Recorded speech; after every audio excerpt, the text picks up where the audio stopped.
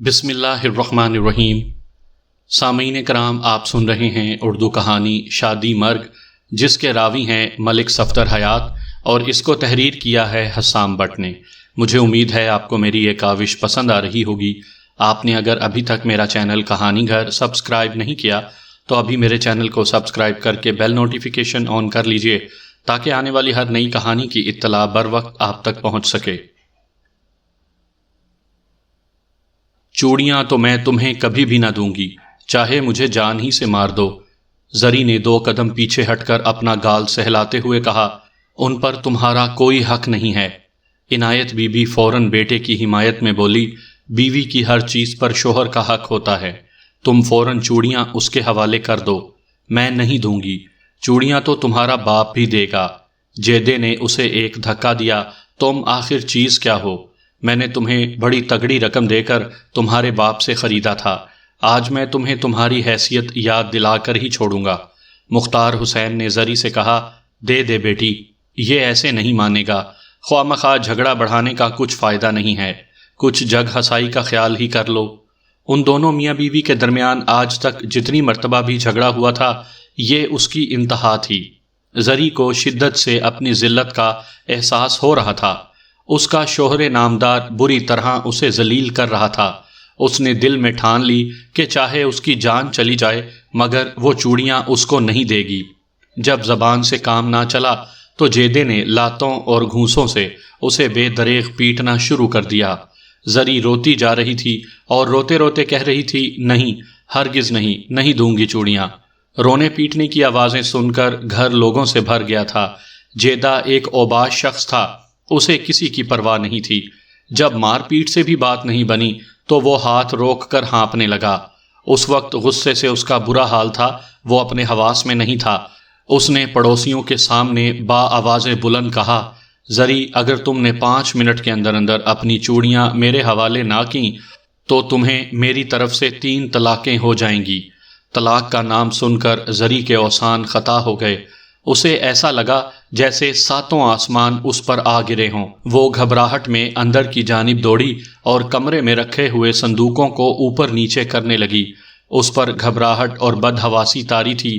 وہ اس ہنگامے اور بوکھلاہٹ کی وجہ سے بھول گئی کہ اس نے کون سے صندوق میں طلائی چوڑیاں رکھ چھوڑی تھیں۔ وہ ایک کے بعد ایک صندوق کا سامان الٹ پلٹ کرتی گئی۔ اسی تلاش میں خاصا وقت گزر گیا، پھر اسے اپنے ہاتھ روک دینا پڑے۔ کوئی کہہ رہا تھا، اب چوڑیوں کی تلاش کا کوئی فائدہ نہیں ہے بی بی، مقررہ وقت گزر چکا ہے۔ تمہارے گھر والے نے صرف 5 منٹ کی شرط رکھی تھی، اب وہ مدت گزر چکی تھی، تمہیں طلاق ہو چکی ہے، اب وہ تمہارا خاوند نہیں رہا، تم اس کے لیے حرام ہو گئی ہو۔ پھر وہاں موجود دوسرے افراد بھی اس کی ہاں میں ہاں ملانے لگے۔ زری نے رونا شروع کر دیا۔ اس کی سمجھ میں نہیں آ رہا تھا کہ پل بھر میں یہ کیا ہو گیا تھا۔ وہ رونے کے دوران خود کو کوس رہی تھی کہ وہ جانے کون سے صندوق میں چوڑیاں رکھ کر بھول گئی تھی۔ پھر اچانک اسے سب کچھ یاد آ گیا۔ وہ ہسٹریائی انداز میں چیخی، رک جاؤ، مجھے یاد آ گیا ہے، میں نے اپنی چوڑیاں گرم کپڑوں والے بڑے صندوق میں رکھی تھی۔ وہ جنونی انداز میں مذکورہ صندوق کے کپڑوں کو نکال نکال کر باہر پھینکنے لگی۔ ساتھ ہی وہ تیز آواز میں بولتی جا رہی تھی، جیدے، میں ابھی چوڑیاں تمہارے حوالے کرتی ہوں، بس 1 منٹ کے لیے رک جاؤ، بس 1 منٹ۔ مختار حسین نے اس کے کندھے پر ہاتھ رکھ کر تھپکتے ہوئے کہا، اب کوئی فائدہ نہیں ہے بیٹی، کچھ حاصل نہیں ہوگا، خدا کو یہی منظور تھا۔ زری نے اپنے سسر کی بات انسنی کرتے ہوئے صندوق سے زیورات والی پوٹلی برآمد کر لی، پھر جیدے کی جانب بڑھتے ہوئے بولی، لو، سب لے لو، مجھے کچھ نہیں چاہیے، ان میں پوری 5 چوڑیاں ہیں، پورے 10 تولے سونا ہے، میری طرف سے اسے جہاں دل چاہے پھینک دو، مگر مجھے طلاق نہ دو۔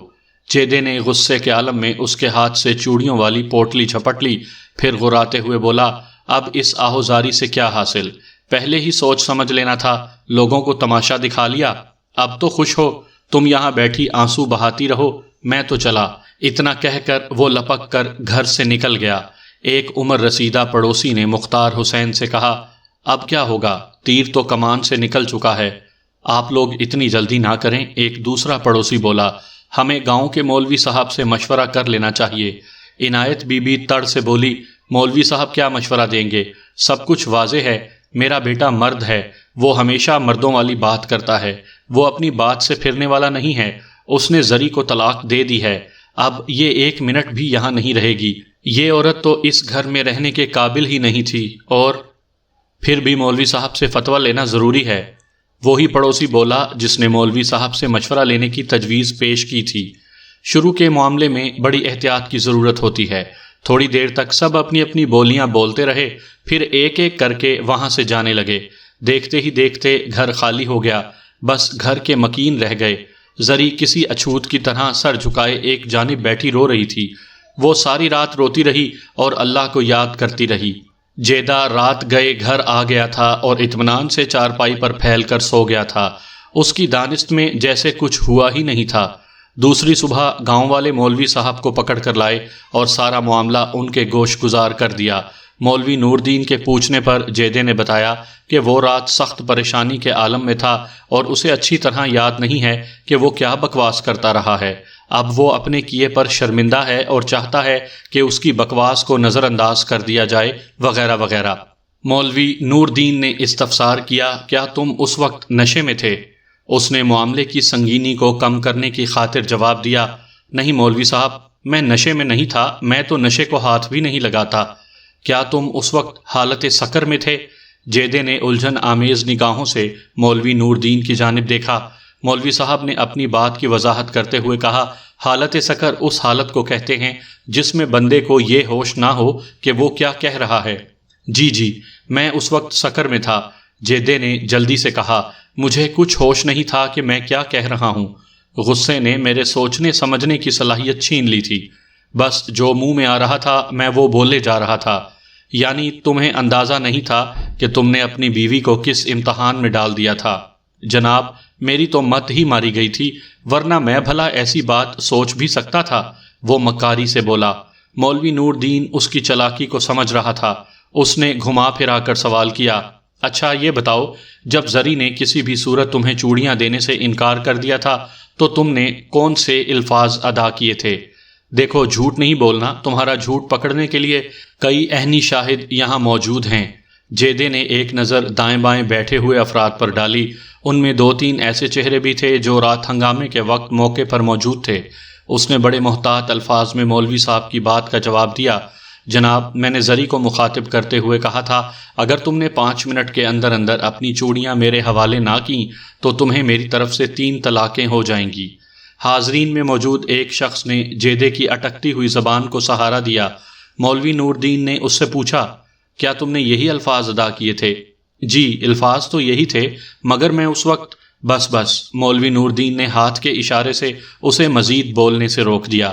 پھر خود کہا، ایسی صورت میں تمہیں حالت سکر میں نہیں کہا جا سکتا، کیونکہ تم جو کچھ کہہ رہے تھے اس کا مطلب بھی بخوبی جانتے تھے۔ میں تمہاری حالت پر سوائے افسوس کرنے کے اور کچھ نہیں کر سکتا۔ پھر اس نے زری سے تصدیق کی، بی بی کیا تمہارے خاوند نے تم سے کہا تھا کہ اگر تم نے 5 منٹ کے اندر اندر اپنی چوڑیاں اس کے حوالے نہ کیں تو تمہیں اس کی طرف سے 3 طلاقیں ہو جائیں گی؟ زری نے اسبات میں سر ہلا دیا۔ مولوی صاحب نے پوچھا، کیا تمہارے کانوں نے یہی الفاظ سنے تھے؟ جی ہاں۔ مولوی نور دین نے فیصلہ کن لہجے میں پوچھا، کیا تم نے 5 منٹ کے اندر اندر اپنی چوڑیاں اس کے حوالے کر دی تھیں؟ نہیں مولوی صاحب، میں 1000 کوشش کے باوجود بھی ایسا نہیں کر پائی تھی۔ زری نے شکستہ لہجے میں جواب دیا، بس تو بی بی تمہیں 3 طلاقیں ہو چکی ہیں، اب تم جیدے کے لیے حرام ہو چکی ہو، وہ تمہارے لیے غیر محرم ہے۔ شریعت تم دونوں کو ایک چھت کے نیچے رہنے کی اجازت نہیں دیتی، تم فوری طور پر اپنے راستے الگ کر لو۔ خدا کے لیے اتنی جلدی کوئی فیصلہ نہ کریں مولوی صاحب۔ زری مولوی نور دین کے قدموں میں گر کر زارو قطار رونے لگی، میرا اس گھر کے سوا کوئی ٹھکانہ نہیں ہے، میں کہاں جاؤں گی؟ جیدے کی ماں نے طنزیہ لہجے میں کہا، اب تمہیں پتہ چلے گا، اب در در کی ٹھوکریں کھاؤ گی تو نانی دادی خواب میں آ جائے گی، تم نے میرے بیٹے کی قدر نہیں کی، اب اس گھر میں تمہارے لیے کوئی جگہ نہیں ہے، فوراً یہاں سے دفع ہو جاؤ۔ قصہ مختصر، مولوی نور دین بے یار و مددگار زری کو اپنے گھر لے گیا۔ چند روز بعد جیدہ مولوی صاحب سے ملا اور درخواست کی، مولوی صاحب میں اپنے کیے پر نادم ہوں، اب میری آنکھیں کھل گئی ہیں، خدا را کوئی سبیل کریں، میں زری سے دوبارہ نکاح پڑھوانے پر تیار ہوں۔ اوے شریعت کو تم نے مذاق سمجھ رکھا ہے کیا؟ مولوی نور دین اس کی بات سنتے ہی آگ بگولا ہو گیا۔ دین میرے گھر کا بنایا ہوا نہیں ہے جو میں تمہارے لیے کوئی راستہ نکالوں۔ جیدہ سمجھ گیا کہ اس سے غلطی ہو چکی تھی، وہ ذرا نرم لہجے میں بولا، مولوی صاحب ہمارے دوبارہ ملنے کی کوئی نہ کوئی صورت تو ہوگی۔ بس ایک ہی صورت ہے، مولوی نور دین نے ٹھوس لہجے میں کہا، حلالہ، تم حلالے کے بغیر اس سے دوبارہ نکاح نہیں کر سکتے۔ جیدے کے چہرے کا رنگ اڑ گیا، وہ منمناتی ہوئی آواز میں بولا، یعنی پہلے زری کی کسی اور شخص سے شادی ہوگی، پھر وہ شخص اسے طلاق دے دے گا، اس کے بعد میں کہیں دوبارہ اس سے نکاح کر سکوں گا۔ حلالہ کی یہ تشریح موضوع نہیں ہے۔ مولوی صاحب نے داڑھی پر ہاتھ پھیرتے ہوئے کہا، اگر اس نیت سے نکاح کیا جائے کہ بعد میں وہ شخص طلاق دے دے گا تو حلالہ کا مقصد فوت ہو جاتا ہے۔ یہ اس شخص کی مرضی پر منحصر ہے کہ وہ طلاق دے یا نہ دے۔ یہ تو پھر بڑی رپھڑ والی بات ہو جائے گی، اور یہ بھی ضروری نہیں ہے کہ زری بھی اس عمل کے لیے تیار ہو جائے۔ مولوی نور دین نے ایک اور پہلو اجاگر کیا۔ جیدے نے مولوی صاحب کے گھر کے کئی چکر لگائے مگر اس کے حسب منشا بات پن کر نہیں دی۔ آخر وہ مایوس ہو گیا۔ آخری مرتبہ اس نے دھمکی آمیز لہجے میں کہا تھا، مولوی صاحب میری ایک بات اچھی طرح ذہن نشین کر لیں، زری اگر شادی کرے گی تو مجھ سے کرے گی، ورنہ میرے سوا وہ جس شخص سے بھی شادی کرے گی وہ زندہ نہیں رہے گا۔ جیدہ زری سے دستبردار ہونے کو تیار نہیں تھا۔ وہ 2 سال تک اس کے ساتھ رہی تھی۔ اس دوران میں وہ اکثر لڑتے جھگڑتے ہی رہے تھے۔ ان کی زندگی میں شاید ہی کوئی خوشگوار لمحہ آیا ہو، پھر ایسی کیا وجہ تھی کہ وہ زری کے لیے مرا جا رہا تھا؟ دل کے معاملات بھی عجیب ہوتے ہیں۔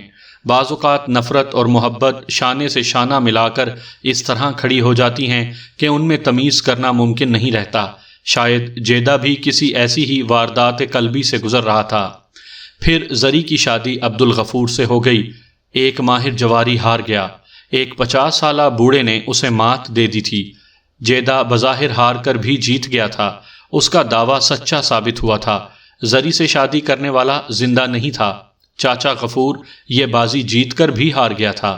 اس نے پہلا داؤ کھیلا تھا اور زندگی ہار بیٹھا۔ اس واقعے کے 2 روز بعد مختار حسین اور اس کی بیوی عنایت بی بی میرے پاس آئے۔ وہ اپنے بیٹے جیدے کی گمشدگی کی رپورٹ درج کروانے آئے تھے۔ مختار حسین نے کہا، تھانے دار صاحب میرا بیٹا 2 دن سے غائب ہے، اسی روز سے جب زری کی شادی ہوئی تھی۔ آپ اسے تلاش کریں۔ مجھے معلوم ہو چکا تھا کہ جیدہ گاؤں میں نہیں تھا۔ میں نے مختار حسین سے پوچھا، آپ کا بیٹا 2 دن سے غائب ہے اور آپ رپورٹ درج کروانے اب آئے ہیں؟ وہ اکثر 1 آدھ دن گھر سے باہر بھی رہ لیتا تھا۔ مختار حسین نے بتایا، ہم نے سوچا دوسرے دن گھر آ ہی جائے گا، مگر اب تو پورے 2 دن گزر گئے، آج تیسرا دن ہے۔ تم نے خود بھی اسے کہیں تلاش کیا یا ہاتھ پر ہاتھ رکھے بیٹھے ہو؟ میں نے ذرا سخت لہجے میں پوچھا، تمہارے خیال میں وہ کہاں جا سکتا ہے؟ مختار حسین کے بجائے عنایت بی بی نے جواب دیا، یہ پتہ کرنا تو آپ کا کام ہے تھانے دار صاحب۔ میرا بیٹا خود کہیں نہیں گیا بلکہ اسے باقاعدہ اغوا کیا گیا ہے۔ مجھے عنایت بی بی کی دخل اندازی اور طرز تکلم سخت ناگوار گزرا، تاہم میں نے غصے کو ضبط کرتے ہوئے استفسار کیا، تم کیا کہہ رہی ہو بی بی؟ کس نے اغوا کیا ہے تمہارے بیٹے کو؟ وہ ہوا میں ہاتھ چلاتے ہوئے بولی، اور کس نے اغوا کرنا تھا جی، یہ اسی کلموہی کالے منہ والی کا کام ہے۔ حالانکہ زری ایک گوری چٹی عورت تھی۔ میں نے تم سے پہلے ہی کہا تھا کہ کسی پر خوامخواہ الزام لگانا ٹھیک نہیں۔ مختار جلدی سے بولا، مگر تم باز نہیں آئیں۔ وہ شوہر کی پرواہ کیے بغیر مجھ سے مخاطب ہوئی، تو میں کیا جھوٹ بول رہی ہوں؟ وہی ایک جیدے کی دشمن ہے، مجھے تو وہ کبھی بھی ایک آنکھ نہیں بھائی۔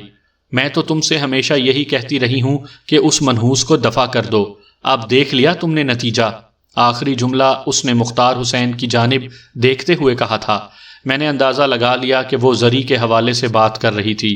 میں نے عنایت بی بی سے پوچھا، تم زری کا ذکر کر رہی ہو؟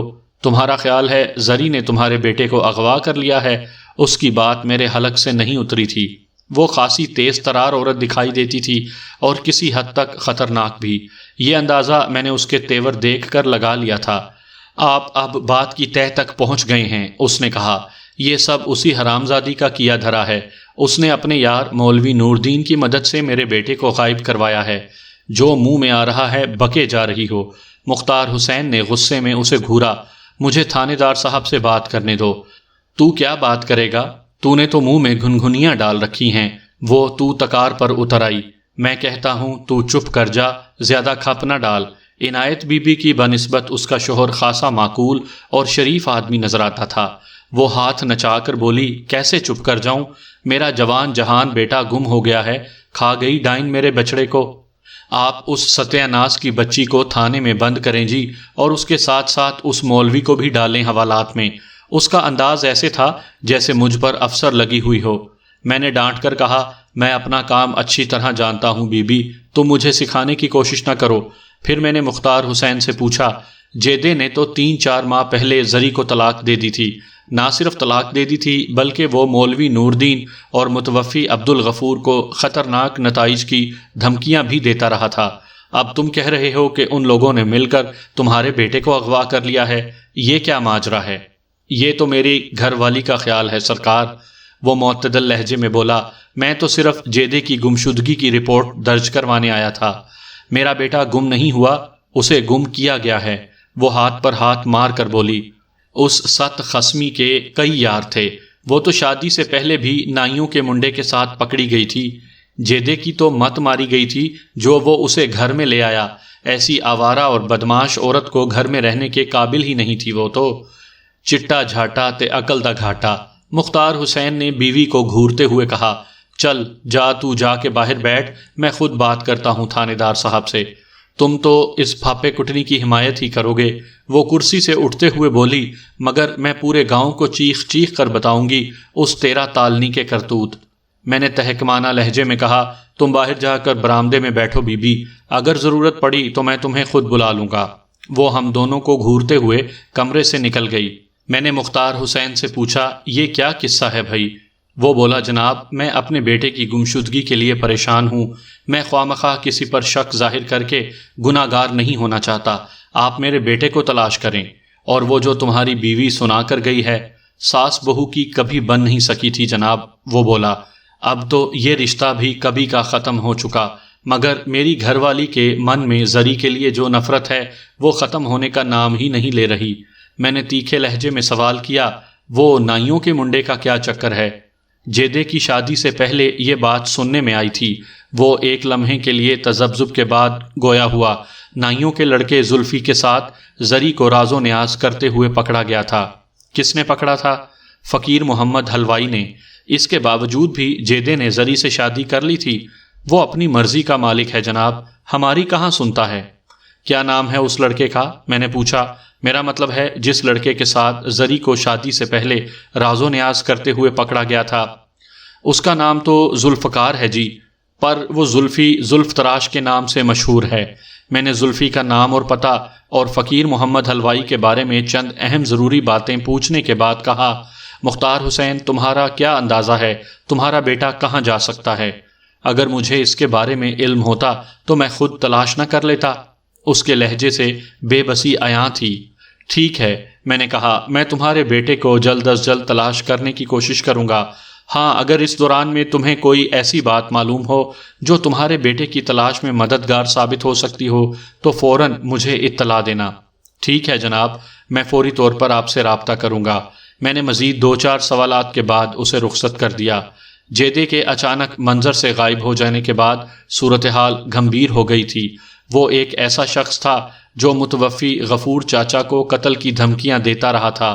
مولوی نور دین کو بھی اس نے کئی بار ہراساں کرنے کی کوشش کی تھی۔ جس رات عبدالغفور والا واقعہ رونما ہوا تھا، اس کے بعد سے جیدہ بھی لاپتہ ہو گیا تھا۔ جیدے کی ماں کا شک بلکہ دعویٰ تھا کہ اس کے بیٹے کی گمشدگی میں مولوی نور دین اور بیوہ زری کا پورا ہاتھ تھا۔ عنایت بی بی نے جس انداز میں زری کی کردار کشی کی تھی، اس نے اس کے دل میں پوشیدہ نفرت کا کھل کر اظہار کر دیا تھا۔ میرا ذہن مسلسل کئی خطوط پر سوچ رہا تھا۔ عبدالغفور کی حیرت انگیز موت، جیدے کا غائب ہو جانا، اور ماضی میں زری کے کسی زلفی نامی لڑکے سے تعلقات۔ میں جوں سوچتا چلا جا رہا تھا، میرا ذہن الجھتا جا رہا تھا۔ مجھے اپنی تفتیش کے آغاز کے لیے کوئی اشارہ، کوئی سرا چاہیے تھا۔ خاصی سوچ بچار کے بعد میں نے فیصلہ کر لیا کہ پہلی فرصت میں مجھے سلطان دادا سے ملنا چاہیے۔ سلطان دادا اس گاؤں میں جوئے کا اڈا چلاتا تھا۔ دراصل وہ پولیس کا مخبر تھا۔ اس نے بعض انتہائی پیچیدہ اور ناقابل حل معاملات میں پولیس کی بھرپور مدد کی تھی، اس لیے پولیس بھی اس کی چھوٹی موٹی حرکتوں کو نظر انداز کر دیتی تھی۔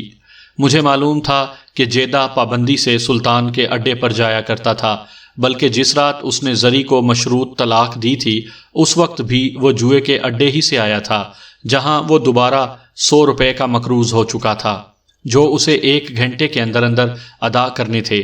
سلطان سے جیدے کی تلاش کے سلسلے میں خاصی مدد مل سکتی تھی، تاہم سلطان کے اڈے کا رخ کرنے سے پہلے میں نے باری باری مولوی نور دین اور زری سے بھی ایک ملاقات کر لی تھی، مگر کوئی کام کی بات معلوم نہیں ہو سکی۔ جیسے ہی سورج غروب ہوا میں نے سب انسپکٹر محمد اجاز کو ساتھ لیا اور جوئے کے اڈے پر پہنچ گیا۔ دن میں سلطان کا وہاں ملنا ممکن نہیں تھا، اڈے کی رونق رات ہی کو ہوتی تھی۔ ہم نے احتیاط یہ کی تھی کہ وہاں سادہ لباس میں گئے تھے۔ سلطان نے مجھ پر نظر پڑتے ہی پہچان لیا، پھر وہ ہمیں اپنے مخصوص کمرے میں لے گیا۔ ہم بیٹھ چکے تو اس نے نہایت مؤدبانہ لہجے میں کہا، سرکار کیسے زحمت کی، مجھے تھانے بلوا لیا ہوتا۔ ہم بہت ضروری کام کے سلسلے میں آئے ہیں، میں نے کہا، تم یقیناً ہماری مدد کر سکو گے۔ سو بسم اللہ ملک صاحب، بندہ ہر خدمت کے لیے حاضر ہے، آپ حکم تو کریں۔ میں نے تشویش بھرے لہجے میں کہا، گزشتہ 2 دن سے جیدہ غائب ہے، آج اس کا باپ اور ماں بھی تھانے آئے تھے۔ اچھا، سلطان نے حیرت امیز انداز میں کہا، کہاں غائب ہو گیا وہ اونترا؟ یہی جاننے کے لیے تو میں تمہارے پاس آیا ہوں۔ میں نے اس کی آنکھوں میں جھانکتے ہوئے سوال کیا، تم نے آخری مرتبہ اسے کب دیکھا تھا؟ وہ ایک لمحہ سوچنے کے بعد بولا، شاید 2 روز پہلے جمعے کا دن تھا، اس کے بعد نہیں آیا۔ نہیں جناب، اس نے جواب دیا، پھر بولا، ٹھہرے میں ابھی آتا ہوں۔ وہ اٹھ کر کھڑا ہو گیا، آپ کی خاطر تواضع کے لیے کچھ لے آؤں؟ میں نے جلدی سے کہا، اس کی ضرورت نہیں سلطان، اس وقت ہم بہت جلدی میں ہیں۔ خاطر تواضع ادھار رہی، تم ہمیں جیدے کے بارے میں کچھ بتاؤ۔ وہ اپنی جگہ پر بیٹھتے ہوئے بولا، میں نے اتنی جلدی کسی شخص کو بدلتے ہوئے نہیں دیکھا۔ اس واقعے کے بعد تو جیدہ جیسے مر ہی گیا ہو، کبھی کبھی تو مجھے یوں محسوس ہوتا ہے جیسے وہ کوئی زندہ لاش ہو۔ بجارتے نہیں ڈالو سلطان، میں نے کہا، سیدھی بات بتاؤ، تم کون سے واقعے کا ذکر کر رہے ہو؟ جب جیدہ اپنی بیوی کو جوئے میں ہار گیا تھا، وہ پرخیال لہجے میں بولا، اس نے زندگی کا عجیب و غریب داؤ لگایا تھا۔ یہ کب کی بات ہے؟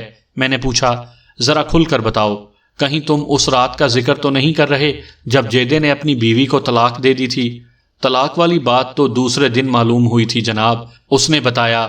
میں نے زندگی بھر جوا کرایا ہے، مگر اس رات جو کچھ یہاں پیش آیا وہ ناقابل فراموش ہے۔ میرے استفسار پر اس نے تفصیل سے بتاتے ہوئے کہا، اس رات جیدے اور فیروز شاہ میں ٹھن گئی تھی، دونوں ایک دوسرے کی جیب خالی کرنے کا تہیہ کیے بیٹھے تھے۔ جیت ہار کو انہوں نے موت زندگی کا مسئلہ بنا لیا تھا۔ جیدہ بہت اچھا جواری تھا، مگر اس رات ہر بازی پر فیروز کا پلہ بھاری نظر آتا تھا۔ انہوں نے کھیل کا آغاز نکا پور سے کیا تھا۔ نکا پور پنجاب کے دیہاتوں میں کھیلے جانے والا ایک قسم کا سٹہ ہے جس میں 4 داؤ نکابہ معنی 1، دوبا با معنی 2، تریابا معنی 3 اور پربا معنی 4 ہوتے ہیں۔ 3 داؤ پر رقم لگائی جاتی ہے، چوتھا داؤ سٹہ کھلانے والے کا ہوتا ہے۔ اس وقت وہ دونوں ہی آپس میں کھیل رہے تھے اور فیروز شاہ مسلسل جیت رہا تھا۔ ایک آدھ بازی جیدے نے بھی جیتی، مگر وہ معمولی رقم تھی۔ آخرکار جیدے کی جیب خالی ہو گئی۔ فیروز اٹھنے لگا تو جیدے نے اسے کلائی سے پکڑ لیا۔ جا کہاں رہے ہو شہزادے، ابھی تو بازی شروع ہوئی ہے، تمہاری جیبیں تو میں نے خالی کر دی ہیں۔ فیروز نے تمسخرانہ انداز میں کہا، اب کیا تن کے کپڑے بھی داؤ پر لگا دو گے؟ پھر وہ کانوں کو ہاتھ لگاتے ہوئے نفی میں سر ہلا کر بولا، نہ بابا نہ، میں تمہیں ننگا نہیں کر سکتا۔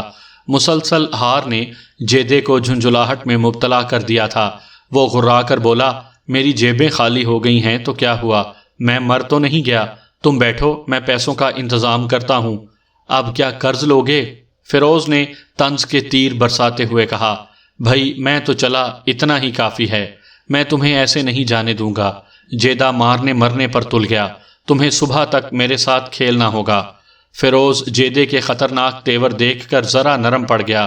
جیدے نے 2-4 دوستوں سے کچھ رقم ادھار لے کر کھیلنا شروع کر دیا، مگر آج تو جیسے ہار اس کے مقدر میں لکھ دی گئی تھی۔ وہ ادھار لی ہوئی رقم چند بازیوں میں ہار گیا۔ فیروز شاہ ہاتھ جھاڑ کر کھڑا ہو گیا۔ جیدے جا، جا کر آرام سے سو جا، اگر کھیلنے کا اتنا ہی شوق ہے تو اچھی خاصی رقم کا بندوبست کر کے آنا، ابھی کھیل ختم نہیں ہوا فیروزے۔ جیدے نے اس کی آنکھوں میں آنکھیں ڈال کر کہا، تم اتنی جلدی نہیں جا سکتے، اب تو تمہیں کوئی ادھار بھی نہیں دے گا، تم اس کی پرواہ نہ کرو۔ وہ سرد لہجے میں بولا، میرا راستہ چھوڑ دے جیدے۔ جیدہ اور پھیل کر کھڑا ہو گیا، پھر فیروز کے گریبان میں ہاتھ ڈالتے ہوئے خون خوار لہجے میں دھاڑا، ایک بازی اور ہوگی فیروزے۔ فیروز نے اپنا گریبان چھڑانے کی کوشش کرتے ہوئے کہا، مجھ سے الجھنے کا نتیجہ اچھا نہیں ہوگا جیدے، میں نے بہت بندے پھڑکائے ہیں۔ وہ اس کی سنی انسنی کرتے ہوئے اپنی ہی دھن میں بولا، صرف ایک بازی، آخری بازی۔ اوئے داؤ پر ماں کا سر لگاؤ گے؟ فیروز نے پوچھا، تمہاری جیب میں تو پھوٹی کوڑی بھی نہیں ہے، اور یہ بازی میں جیت کر دکھاؤں گا، وہ خوابناک لہجے میں بولا، جیسے اس نے فیروز شاہ کی بات سنی ہی نہ ہو۔ وہاں پر موجود تمام جواری اپنا کھیل روک کر ان دونوں کی طرف متوجہ ہو چکے تھے۔ میں نے جیدے کے کندھے پر ہاتھ رکھتے ہوئے پوچھا، کیا تم نشے میں ہو؟ نہیں دادا، میں کھیلتے ہوئے نہیں پیتا۔ پھر بے وقوفوں جیسی حرکتیں کیوں کر رہے ہو؟ جاؤ گھر چلے جاؤ، ہم دونوں میں سے کسی ایک کی لاش گرے گی دادا، میں جیت کر دکھاؤں گا۔ مجھے غصہ آ گیا، میں نے برہمی سے پوچھا، اب کیا اپنی گھر والی کو داؤ پر لگاؤ گے؟ ہاں۔ جیدے کے جواب پر چاروں طرف چہ میں گوئیاں ہونے لگیں۔ فیروز شاہ نے کہا لگاتے ہوئے کہا، کیا واقعی اپنی بیوی کو داؤ پر لگانا چاہتے ہو؟ میں نے یہی کہا ہے، جیدہ سپاٹ لہجے میں بولا، اور یہ بازی میری مرضی کی ہوگی۔ اس مرتبہ ہم نکاح پر نہیں کھیلیں گے، بلکہ یہ بازی تاش سے کھیلی جائے گی۔ اگر میں جیت گیا تو تمہارے پاس جتنی رقم ہے وہ میری ہو جائے گی، اور اگر میں ہار گیا تو اپنی بیوی تمہارے حوالے کر دوں گا۔ اپنی زبان سے پھرو گے تو نہیں، یہ مردوں والی زبان ہے۔ او یارو، اس کو کچھ سمجھاؤ۔ فیروز نے وہاں پر موجود لوگوں کی طرف دیکھتے ہوئے کہا، اس کا دماغ خراب ہو گیا ہے، یہ اپنی گھر والی کو داؤ پر لگا رہا ہے۔ وہ میری بیوی ہے، جیدے نے پھنکار کر کہا۔ میں اسے داؤ پر لگاؤں، اس کا اچار ڈالوں، اسے قتل کر ڈالوں، یا کالے چوروں کو فروخت کر دوں، یہ میرا ذاتی معاملہ ہے، تم اپنی چونچ بند رکھو۔ بھائیو گواہ رہنا، فیروز نے حاضرین سے کہا، بعد میں مجھ سے کوئی شکوہ نہ کرنا۔ قصہ مختصر، فیروز کے پاس موجود تمام رقم کو شمار کیا گیا، وہ کل 1200 روپے تھے۔ جیدے کی فرمائش پر تاش کی نئی گڈی کھولی گئی اور اس کی ایما پر منگ پتہ کھیل کھیلا جانے لگا۔ جیدہ یہ بازی بھی ہار گیا۔ چاروں طرف سے تھو تھو ہونے لگی، ہر شخص اس کو ملامت کر رہا تھا۔ 1200 کے عوض اس نے جوئے میں اپنی بیوی ہار دی تھی۔ لوگوں کے لان تان کرنے پر جیدے کی غیرت نے جوش مارا، شاید اسے ہوش آ گیا تھا۔ سب کچھ لٹا کے ہوش میں آئے تو کیا ہوا؟ لوگ تو اپنی عزت کی حفاظت کے لیے گردنیں کٹوا دیتے ہیں، اس نے اپنی عزت کو سرے بازار نیلام کر دیا تھا۔ جلد ہی صورتحال کی سنگینی اس پر آشکار ہو گئی۔ اب اس کی حالت دیدنی تھی، اس کے چہرے پر مردنی چھائی ہوئی تھی، اور وہ باری باری ہر ایک کا چہرہ دیکھ رہا تھا، مگر اب تو تیر کمان سے نکل چکا تھا۔ اس موقع پر فیروز شاہ نے حیرت انگیز ظرف کا مظاہرہ کیا۔ اس نے جیدے کو مخاطب کرتے ہوئے ہمدردانہ لہجے میں کہا، اگر تم 1 گھنٹے کے اندر 1200 روپے کا انتظام کر لو تو میں جوئے میں جیتی ہوئی تمہاری بیوی کا مطالبہ نہیں کروں گا۔ تم انتظار کرو، میں ابھی آیا۔ جیدے نے بس اتنا کہا، دوسرے ہی لمحے وہ وہاں سے جا چکا تھا۔ 1 گھنٹے سے پہلے ہی وہ دوبارہ وہاں موجود تھا۔ اس نے 400 روپے کی رقم اور 5 عدد طلائی چوڑیاں فیروز شاہ کے حوالے کیں اور سر جھکا کر خاموشی کے ساتھ وہاں سے روانہ ہو گیا۔ سلطان نے واقعے کی تفصیل مکمل کی تو میں نے سوال کیا، تازہ ترین رپورٹ کیا ہے؟ جیدہ کہاں جا سکتا ہے؟ وہ چند لمحے سوچنے کے بعد بولا، میں خود حیران ہوں کہ وہ غائب کیسے ہو گیا، پہلے تو ایسا کبھی نہیں ہوا۔ آخری مرتبہ جب جیدہ تمہارے اڈے پر آیا تو کوئی خاص واقعہ تو پیش نہیں آیا تھا؟ میں نے پوچھا، میرا مطلب ہے اس کا کسی سے لڑائی جھگڑا تو نہیں ہوا تھا؟ چھوٹے موٹے جھگڑے تو ہوتے ہی رہتے ہیں، اس نے بتایا، خاص طور پر اس رات والے واقعے کے بعد سے جب اس نے فیروز شاہ کے ساتھ کھیلتے ہوئے بیوی کو داؤ پر لگا دیا تھا۔ جیدہ کچھ زیادہ ہی زود و رنج ہو گیا تھا، ذرا ذرا سی بات پر وہ دوسروں سے الجھنے لگتا تھا، مرنے مارنے پر تل جاتا تھا۔ چند روز پہلے شہاب علی سے بھی کافی گرما گرمی ہو گئی تھی اس کی۔ بات کیا ہوئی تھی؟ میں نے پوچھا۔ شہاب علی عرف شہابو کا نام سن کر میرے ذہن میں روشنی کا ایک جھماکا سا ہوا تھا۔ شہابو خاصا بدنام شخص تھا، تھانے میں اس کا ریکارڈ اچھا نہیں تھا۔ بات کیا ہونا تھی ملک صاحب؟ سلطان نے جواب دیا، مجھے اچھی طرح یاد نہیں کہ ان کے درمیان کس مسئلے پر تکرار ہو رہی تھی۔ پھر جب شہابو نے بیوی کو داؤ پر لگانے کا طعنہ دیا تو جیدہ فوراً آگ بگولا ہو گیا۔ تیش میں آ کر اس نے شہابو کو گریبان سے پکڑ لیا تھا۔ انہوں نے کوئی مار پیٹ بھی کی تھی؟ وہ بولا، مار پیٹ بھی ہو ہی جاتی اگر کچھ لوگ مداخلت نہ کرتے تو۔